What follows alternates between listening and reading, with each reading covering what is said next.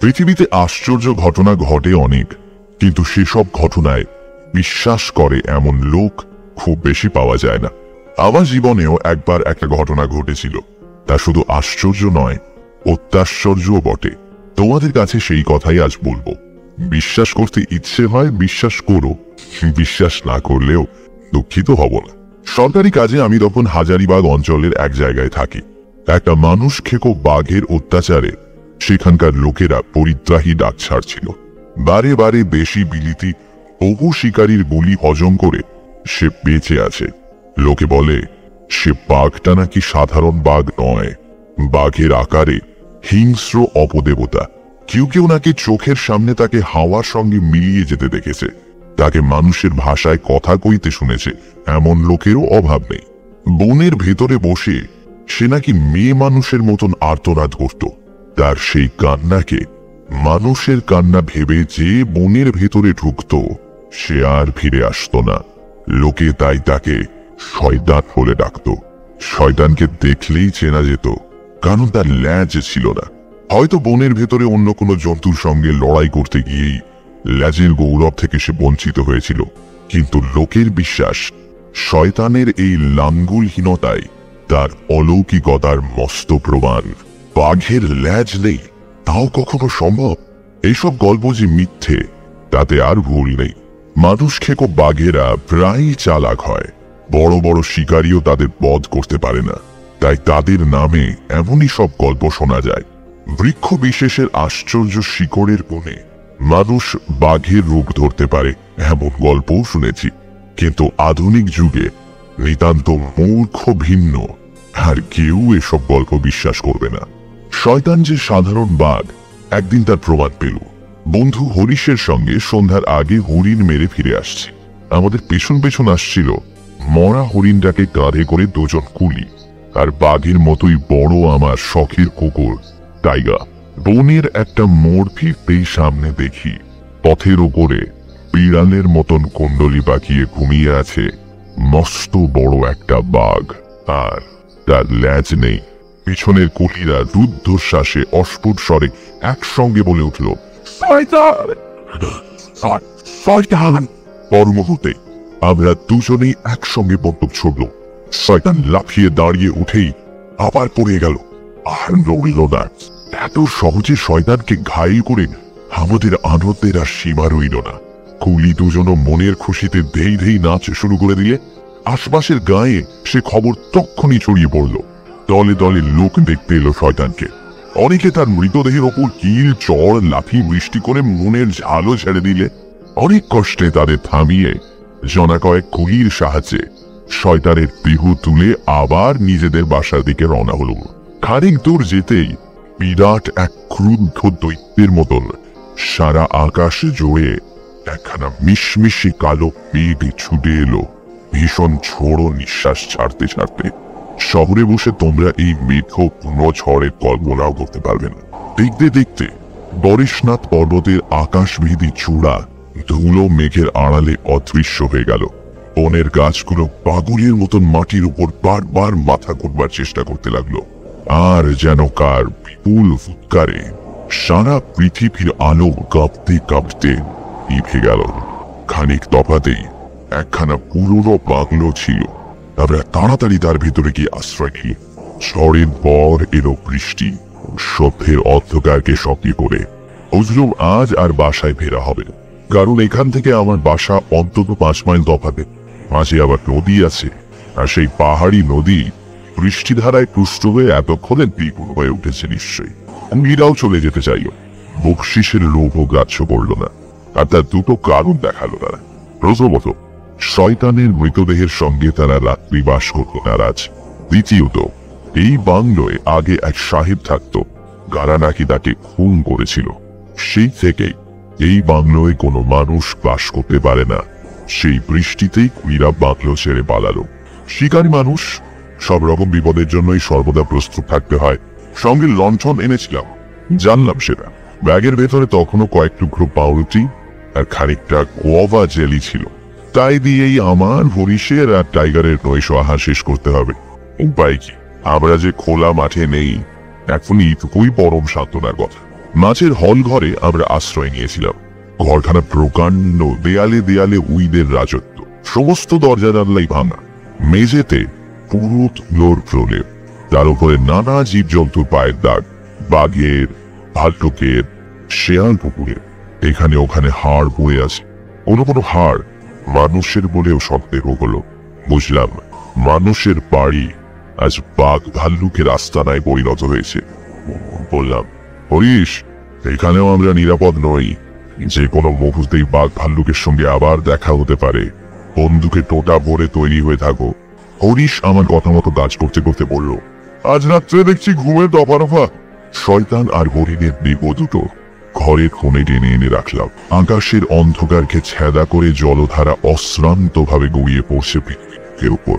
বিদ্যুৎ সাপগুলো কিলবিল করে ক্রমাগত চলে যাচ্ছে সূর্যতার এধার থেকে ওধার পর্যন্ত। বৃষ্টি পানে আহত অরণ্যের কান্নায় চারিদিক পরিপূর্ণ। টাইগার এই পুরো বাড়ি ভাঙা ঘর মোটেই পছন্দ করল না। ঘরময় ছড়ানো হাড়গুলো সে আগে শুকে শুকে অনেক ধরে পরীক্ষা করলো। তারপর উপর দিকে পথ তুলে কিসের যেন একটা গ্রান নিতে লাগলো, যেন কোনো অদৃশ্য বিভীষিকার সন্ধান পেয়েছে। টাইগার সাহসী, বাঘ দেখলেও ভয় পায় না, কিন্তু সে আজ অত্যন্ত ভয়ে অস্থির হয়ে উঠল।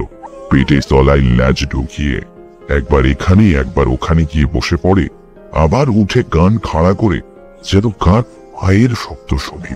আমি তাকে ডাকলাম, টাইগার, এই কিরে টাইগার। আমি তাকে ডাকলাম, সে কিছুতেই কাছে এলো না। থেকে থেকে চমকে ওঠে আর কই হাঁপায়। হরিশ আশ্চর্য হয়ে বললে, টাইগার এমন করছে কেন? সে কি দেখেছে? আমারও মনে ওই একই প্রশ্ন। চারিদিকে তাকিয়ে সন্দেহজনক কিছুই দেখতে পেলাম না। বলেছি, নষ্ট ঘর। আমার এই ছোট লণ্ঠনের আলোতে সে ঘরের অন্ধকার দূর হয়নি পুরোটা। হঠাৎ মনে হলো দেয়ালের ওপর দিয়ে যেন একটা লম্বা ছায়া দূরতে দোস্তে সরে যাচ্ছে। হরিশের একখানা হাত চেপে ধরে বলল, দেখো দেখো দেখো। টাইগার ঊর্ধ্ব মুখে অস্বাভাবিক তীক্ষ্ণ শেয়ালের মতো স্বরে কাঁদতে লাগলো। হরিশ বলল, কি দেখবো? ওই ছায়াটা, ওই যে দেয়ালের ওপর দৌড়েছে। তুমিও পাগল হলে নাকি? ওখানে তো কিছুই নেই। চোখ রগড়েছে, আমিও আর কিছু দেখতে পেলাম না। নিজের ভুল বুঝে লজ্জায় চুপ করে রইলাম। বাইরের বনের ভেতর থেকে একটা বাঘ ক্রমাগত গর্জন করতে লাগলো। হয়তো শয়তানেরই বনে বনে স্বামীকে খুঁজে খুঁজে ডেকে বেড়াচ্ছে। গর্জনটা ধীরে ধীরে অস্পষ্ট হয়ে গেল। হঠাৎ মনে হলো আমার কানে কানে কে যেন কথা কইলে। রোমাঞ্চিত দেখে আমি হরিশের কাছে গিয়ে এসে সরে বসলাম। আমার মুখের ভাব দেখে হরিশ বলল, আবার কি হলো? এই আমার কানে কানে কথা বললো। শুনে তোমার মাথা বোধহয় খারাপ হয়ে গেছে। তুমি যে এমন ভীত তা তো জানতাম না। তার ধিক্কার শুনে মনটাকে আবার শক্ত আর চাঙ্গা করে তোলবার প্রচেষ্টা করলাম, কিন্তু কেন জানি না বুকের ছমছমানি কিছুতেই আজ থামতে চাইছে না। খালি মনে হয় আমার চারপাশ দিয়ে আজ সেসব পা চলে বেড়াচ্ছে, যেসব পা চলে কোনো শব্দ হয় না। আমার চারপাশে সমস্ত অদৃশ্য চোখ, আমরা তাদের দেখতে পাচ্ছি না, কিন্তু তারা আমাদের দেখতে পাচ্ছে। অস্বস্তি, ওদের চোখে আড়াই কেমন করি। বললাম, হরিশ, এই বাড়ি ছেড়ে বেরিয়ে পড়ে চলো। এখানে আর কিছুক্ষণ থাকলে সত্যি পাগল হয়ে যাবো। হরিশ হরিশ বলল, কলিদের বাজে কথা তোমার মনের উপর কাজ করছে, তুমি শান্ত হও। কি মুশকিল।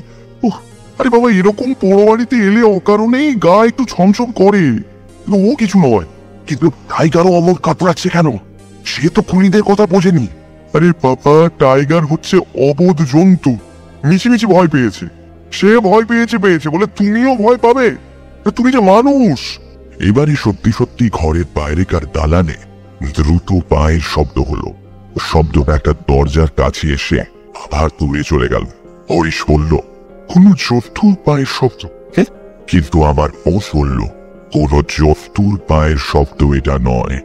জীবনে আমার মনের ভেতরে এমন অলৌকিক ভাবের উদয় কখনো হয়নি।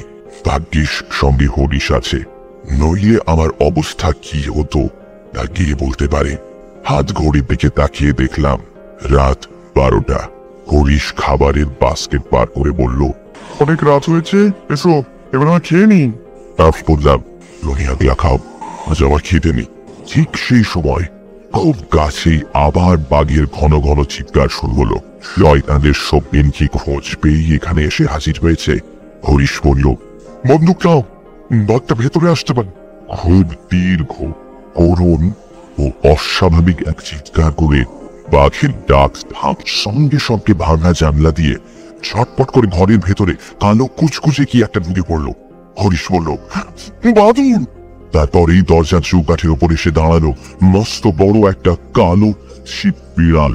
বাদুরটা ঘরের চারিদিকে চক্রাকারে উঠতে লাগলো, আর কালো বিড়ালটা ল্যাজ তুলে ক্রমাগত ডাকতে লাগলো।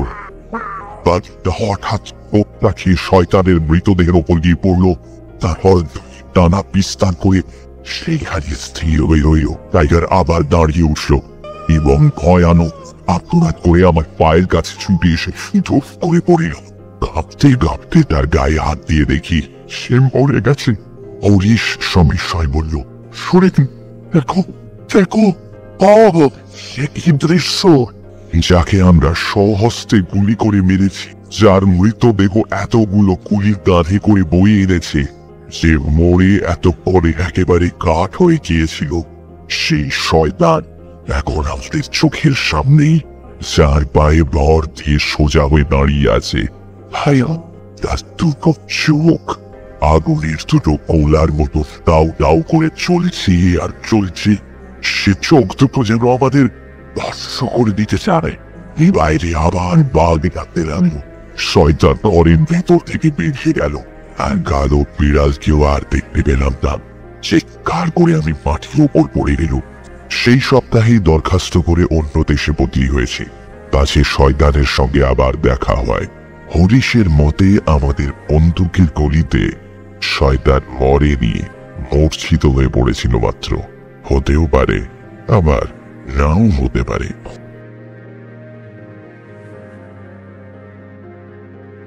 ফিরে